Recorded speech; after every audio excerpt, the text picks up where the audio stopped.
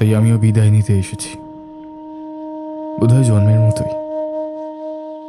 তবে তার আগে দুটো কথা বলতে চাই, শুনবে? মনে মনে বুঝলুম এ অন্যায়, এ একান্ত অন্যায়।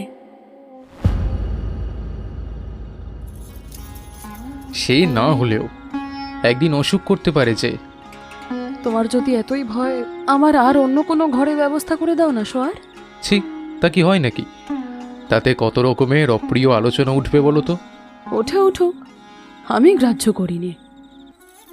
আমার ডান হাতটা কেমন করে তার কোলের উপর গিয়ে পড়তেই তিনি একটা হাত দিয়ে সেটা ধরে রাখলেন।